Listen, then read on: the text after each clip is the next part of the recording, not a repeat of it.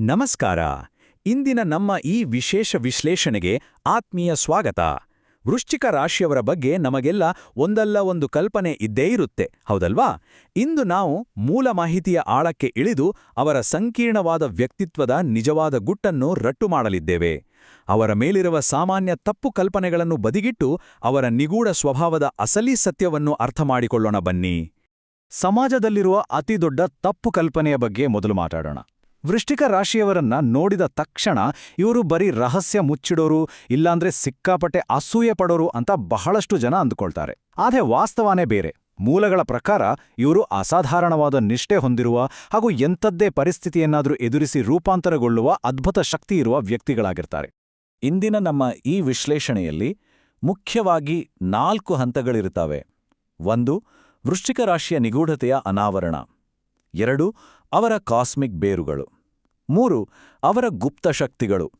ಮತ್ತು ಕೊನೆಯದಾಗಿ ದೈನಂದಿನ ಜೀವನದಲ್ಲಿ ಸಾಮರಸ್ಯಕ್ಕಾಗಿ ಬೇಕಾದ ಪ್ರಾಯೋಗಿಕ ಸಲಹೆಗಳು. ಶುರು ಮಾಡೋಣ ಅಲ್ವಾ? ಮೊದಲನೇ ವಿಭಾಗ, ವೃಶ್ಚಿಕ ರಾಶಿಯ ನಿಗೂಢತೆಯ ಅನಾವರಣ.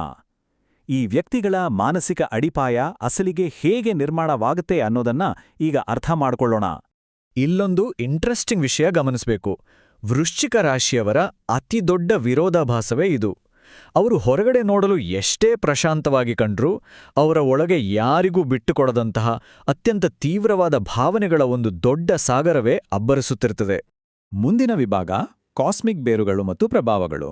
ಇವರ ಈ ತೀವ್ರವಾದ ಭಾವನಾತ್ಮಕ ಆಳ ಎಲ್ಲಿಂದ ಬರುತ್ತೆ ಅಂತ ನಿಜವಾಗಿಯೂ ಗ್ರಹಿಸಬೇಕಾದ್ರೆ ನಾವು ಇವರ ಜ್ಯೋತಿಷ್ಯದ ಮೂಲವನ್ನೊಮ್ಮೆ ನೋಡಲೇಬೇಕು. ಜ್ಯೋತಿಷ್ಯದ ಪ್ರಕಾರ ವೃಶ್ಚಿಕ ರಾಶಿಯು ಜಲತತ್ವ ಅಂದರೆ ವಾಟರ್ ಎಲಿಮೆಂಟ್ ಅಡಿಯಲ್ಲಿ ಬರುತ್ತದೆ. ಇದರ ಅರ್ಥ ಇಷ್ಟೇ: ಈ ವ್ಯಕ್ತಿಗಳು ಬರೀ ಮೇಲ್ನೋಟದ ಲಾಜಿಕ್ ಅಥವಾ ತರ್ಕದ ಆಧಾರದ ಮೇಲೆ ಕೆಲಸ ಮಾಡಲ್ಲ. ಬದಲಾಗಿ ಅವರು ಅತ್ಯಂತ ಆಳವಾದ ಭಾವನೆಗಳು ಮತ್ತು ಸೂಕ್ಷ್ಮವಾದ ಒಳನೋಟದ ಆಧಾರದ ಮೇಲೆಯೇ ತಮ್ಮ ಜೀವನವನ್ನು ಸಾಗಿಸ್ತಾರೆ. ಮೂಲಗಳ ಪ್ರಕಾರ ಇವರ ಮೇಲೆ ಪ್ರಭಾವ ಬೀರುವ 2 ಮುಖ್ಯ ಗ್ರಹಗಳಿವು. ಒಂದೆಡೆ ಮಂಗಳ ಗ್ರಹವು ಇವರಿಗೆ ಎಲ್ಲಿಲ್ಲದ ತೀವ್ರವಾದ ಹಾಗೂ ದೃಢವಾದ ಶಕ್ತಿಯನ್ನು ಕೊಡುತ್ತೆ. ಇನ್ನೊಂದೆಡೆ ಪ್ಲೂಟೋ ಗ್ರಹವು ಇವರಲ್ಲಿ ನಾಟಕೀಯ ರೂಪಾಂತರ ಅಂದ್ರೆ ಎಂಥದ್ದೇ ಪರಿಸ್ಥಿತಿಯಿಂದಲಾದರೂ ಹೊರಬಂದು ಮರುಹುಟ್ಟು ಪಡೆಯುವ ಅಸಾಧಾರಣ ಸಾಮರ್ಥ್ಯವನ್ನು ತುಂಬುತ್ತೆ. ಈಗ 3ನೇ ವಿಭಾಗಕ್ಕೋಗೋಣ, ಗುಪ್ತ ಶಕ್ತಿಗಳ ಅನಾವರಣ. ಈ ಕಾಸ್ಮಿಕ್ ಅಡಿಪಾಯಗಳು ನೈಜ ಜಗತ್ತಿನಲ್ಲಿ ಹೇಗೆ ದೊಡ್ಡ ಮಹಾಶಕ್ತಿಗಳಾಗಿ ಬದಲಾಗ್ತವೆ ಅನ್ನೋದನ್ನ ಈಗ ಅನ್ವೇಷಿಸೋಣ. ಮಾಹಿತಿಯ ಪ್ರಕಾರ ಇವರ ಮೊದಲ ಅತಿದೊಡ್ಡ ಶಕ್ತಿ ಎಂದರೆ ಇವರ ಭಾವನಾತ್ಮಕ ಆಳ. ಇವರು ಯಾವುದನ್ನೂ ಮೇಲ್ನೋಟಕ್ಕೆ ಮಾತ್ರ ನೋಡಿ ಸುಮ್ಮನೆ ಆಗಲ್ಲ. ಎದುರಿನವರ ಮನಸ್ಸಿನ ಆಳಕ್ಕೆ ಇಳಿದು ಅರ್ಥ ಮಾಡ್ಕೊಳ್ತಾರೆ. ಹಾಗಾಗಿಯೇ ಇವರು ಅತ್ಯುತ್ತಮ ಸ್ನೇಹಿತರಾಗಿ, ಸಂಗಾತಿಯಾಗಿ ಇರ್ತಾರೆ. ಬೇರೆಯವರು ಮುಚ್ಚಿಟ್ಟಿಡುವ ದೌರ್ಬಲ್ಯಗಳನ್ನು ತಕ್ಷಣವೇ ಗುರುತಿಸಿ ಅವರಿಗೆ ರಕ್ಷಣೆಯಾಗಿ ನಿಲ್ಲುವ ಅಪರೂಪದ ಗುಣ ಇವರಲ್ಲಿದೆ. ಇದರ ಜೊತೆಗೆ ಇವರ ಅಂತಃಪ್ರಜ್ಞೆ ಅಂದ್ರೆ ಇಂಟ್ಯೂಷನ್ ತುಂಬಾನೇ ಶಾರ್ಪ್ ಆಗಿರುತ್ತೆ. ಇದೊಂದು ರೀತಿಯ ಇನ್ಬಿಲ್ಟ್ ರಾಡಾರ್ ಇದ್ದಾಗೆ ಅಂತಾನೆ ಹೇಳ್ಬೋದು. ಮುಂದೆ ಏನಾಗ್ಬೋದು ಅನ್ನೋದನ್ನ ಇವರು ಮೊದಲೇ ಊಹಿಸ್ತಾರೆ. ಯಾವುದೇ ನಿರ್ಧಾರ ತಗೊಳ್ಳೋ ಮುಂಚೆ ಅಲ್ಲಿನ ಪರಿಸ್ಥಿತಿ ಮತ್ತು ಜನರನ್ನ ಪಕ್ಕಾ ಅಳೆದು ತೂಗುವ ಇವರ ಈ ಒಳನೋಟ ಇವರನ್ನ ತಪ್ಪು ನಿರ್ಧಾರಗಳಿಂದ ಯಾವಾಗಲೂ ಕಾಪಾಡುತ್ತೆ. ಮೂಲ ಪಠ್ಯದಲ್ಲಿ ವಿವರಿಸಲಾದ ಬಹುಶಃ ಅತ್ಯಂತ ಅದ್ಭುತವಾದ ಶಕ್ತಿ ಅಂದ್ರೆ ಬಿದ್ದು ಮತ್ತೆ ಮೇಲೇಳುವ ಇವರ ಸಾಮರ್ಥ್ಯ. ಎಂಥದ್ದೇ ದೊಡ್ಡ ಕಷ್ಟ ಬಂದ್ರೂ ಅದರಿಂದ ಹೊರಬಂದು ಇನ್ನಷ್ಟು ಬಲಿಷ್ಠರಾಗಿ ಹೊಸ ವ್ಯಕ್ತಿಗಳಾಗಿ ಹೊರಹೊಮ್ಮುತ್ತಾರೆ. ಇದನ್ನೇ ಬೂದಿಯಿಂದಲೇ ಮರುಹುಟ್ಟು ಪಡೆಯುವ ಫೀನಿಕ್ಸ್ ಪಕ್ಷಿಗೆ ಹೋಲಿಸಲಾಗಿದೆ. ಇಂಥ ಅದ್ಭುತವಾದ ರೂಪಕ ಅಲ್ವಾ? ಈ ಫೀನಿಕ್ಸ್ನಂತಹ ಶಕ್ತಿಯೇ ಅವರ ದೃಢ ನಿರ್ಧಾರಕ್ಕೆ ಇಂಧನ. ಇದರ ಅರ್ಥ ಇಷ್ಟೇ: ಒಮ್ಮೆ ಇವರು ಒಂದು ಗುರಿಯನ್ನ ಫಿಕ್ಸ್ ಮಾಡಿದ್ರೆ ಮೋಗಿಯಿತ್ತು. ಆ ಗುರಿ ಮುಟ್ಟೋವರೆಗೂ ಇವರು ಹಿಂದೇಟು ಹಾಕಲ್ಲ. ದಾರಿಯಲ್ಲಿ ಎಷ್ಟೇ ದೊಡ್ಡ ಅಡೆತಡೆಗಳು ಬಂದ್ರೂ ಇವರು ತಮ್ಮ ಪಥದಿಂದ ಹಿಂದೆ ಸರಿಯುವ ಮಾತೇ ಇಲ್ಲ. ಇದೆಲ್ಲದಕ್ಕೂ ಕಿರೀಟ ಇಟ್ಟಾಗೆ ಇವರಲ್ಲೊಂದು ಸಹಜವಾದ, ನಿಗೂಢ ಹಾಗೂ ಆಕರ್ಷಕ ತೇಜಸ್ಸು ಇರುತ್ತೆ. ಇದೊಂದು ಮ್ಯಾಗ್ನೆಟಿಕ್ ಪರ್ಸನಾಲಿಟಿ.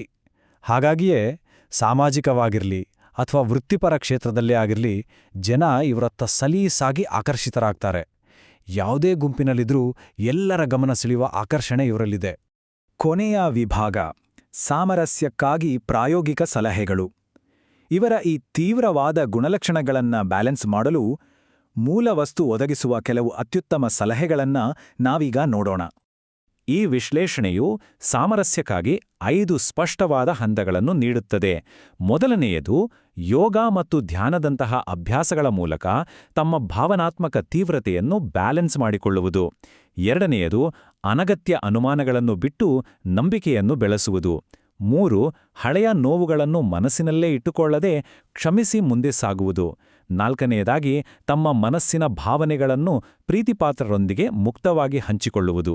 ಮತ್ತು ಅಂತಿಮವಾಗಿ ತಮ್ಮ ಅಪಾರ ಶಕ್ತಿಯನ್ನು ಸಮಾಜದ ಉಳಿತಿಗಾಗಿ ಬಳಸುವುದು. ಒಟ್ಟಾರೆಯಾಗಿ ಹೇಳುವುದಾದರೆ ಇಂದಿನ ನಮ್ಮ ಮೂಲ ಪಠ್ಯದ ಪ್ರಮುಖ ಅಂಶಗಳು ನಮಗೆ ಸ್ಪಷ್ಟಪಡಿಸುವುದು ಇದನ್ನೇ.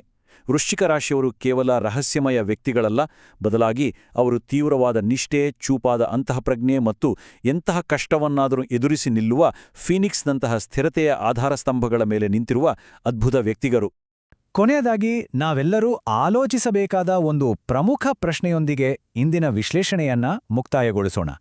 ಈ ಫೀನಿಕ್ಸ್ನಂತಹ ಶಕ್ತಿ ಮತ್ತು ಮಾನಸಿಕ ಆಳವನ್ನ ಅರ್ಥಮಾಡಿಕೊಳ್ಳೋದ್ರಿಂದ ನಮ್ಮ ಸುತ್ತಮುತ್ತಲಿರುವ ಇಂತಹ ತೀವ್ರ ಹಾಗೂ ಆಳವಾದ ವ್ಯಕ್ತಿತ್ವಗಳನ್ನ ನೋಡುವ ನಮ್ಮ ದೃಷ್ಟಿಕೋನ ಎಷ್ಟು ಬದಲಾಗ್ಬೋದು ಅಲ್ವಾ? ಈ ಪ್ರಶ್ನೆ ಖಂಡಿತ ಹೊಸದೊಂದು ಕುತೂಹಲವನ್ನ ಹುಟ್ಟುಹಾಕಿದೆ ಅಂತ ನಾನು ನಂಬಿದ್ದೇನೆ. ನಮ್ಮ ಈ ವಿಶ್ಲೇಷಣೆಯಲ್ಲಿ ಭಾಗಿಯಾಗಿದ್ದಕ್ಕೆ ಧನ್ಯವಾದಗಳು.